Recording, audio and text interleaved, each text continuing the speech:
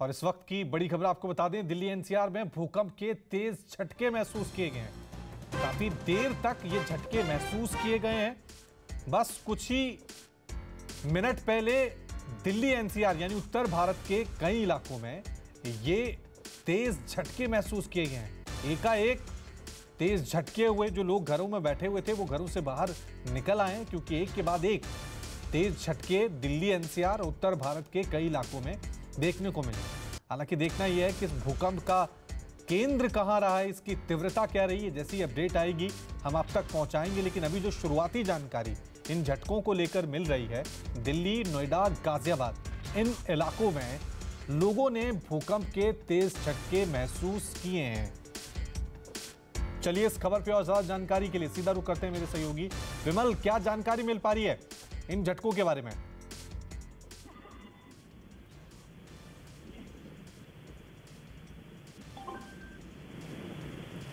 विमल, आप तक मेरी आवाज पहुंच रही है?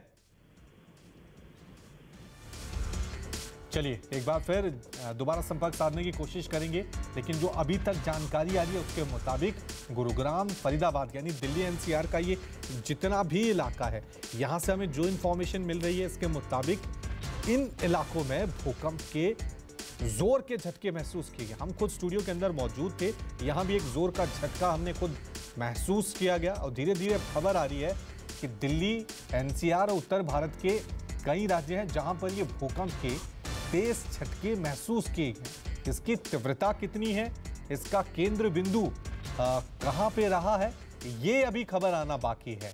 लेकिन लोगों ने, खासकर दिल्ली एनसीआर, दिल्ली से सटा हुआ जो इलाका है, वहां पे सभी लोगों ने भूकंप के तेज झटके महसूस किए। और जैसे ही भूकंप आया है, लोग अपने घरों से बाहर निकले हैं। पिछले दिनों भी इसी तरह के झटके महसूस किए गए थे, हालांकि तब भूकंप का केंद्र अफगानिस्तान रहा था और अफगानिस्तान में जानमाल का काफी नुकसान हुआ था। चलिए इस खबर पे और ज्यादा जानकारी के लिए विमल, क्या जानकारी मिल पा रही है भूकंप के झटकों के बारे में?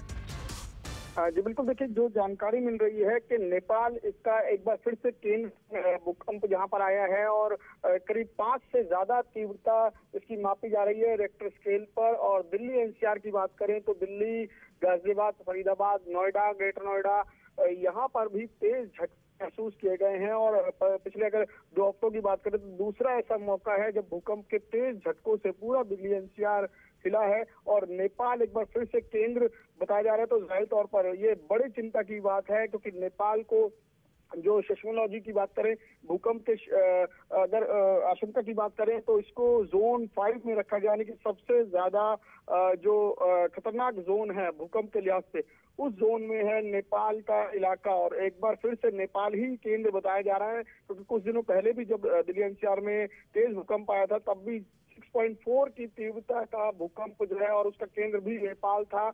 और जमीन से करीब 5 किलोमीटर के नीचे जो रेडियस मिला था वो काफी गंभीर, जो गंभीरता की तरफ इशारा करता है कि किसी भी दिन कोई मेजर भूकंप आ सकता है इस क्षेत्र में, जिसको लेकर तमाम भूवैज्ञानिक हैं वो भी लगातार इसकी आशंका जताते रहे हैं कि खासकर हिमालयन रीजन जो है वो बेहद खतरनाक इलाकों में है भूकंप के लिहाज से अगर बात करें तो। और खासकर दिल्ली एनसीआर की बात करें तो दिल्ली एनसीआर में जिस तरीके से तेज झटके महसूस हुए तो लोगों में एक बार फिर से दहशत देखने को मिली। कई लोग जो अपने अपने इमारतों में मौजूद थे, अपने घरों में मौजूद थे, वो बाहर निकले हैं। हालांकि कई लोग ऐसे भी हैं जिन्हें भूकंप के बारे में जानकारी नहीं हुई, क्योंकि 5 रेक्टर स्केल पर 5 के आसपास का भूकंप बताया जा रहा है। तो बहुत ज्यादा तेज झटके महसूस यहाँ पर दिल्ली एनसीआर में नहीं हुए। लेकिन एक बार फिर से जिस तरीके से भूकंप पिछले 2 हफ्तों में दूसरी बार भूकंप के झटके महसूस हुए हैं, इसको लेकर लोगों में जरूर चिंता की बात है। बिल्कुल चिंता की बात है विमल, क्योंकि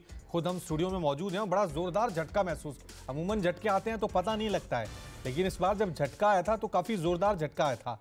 तो तीव्रता को लेकर कि कितनी तीव्रता रही है इस भूकंप की, इसको लेकर कोई जानकारी मिल पा रही है? और भारत में किसी तरह का कोई नुकसान नहीं ये माने?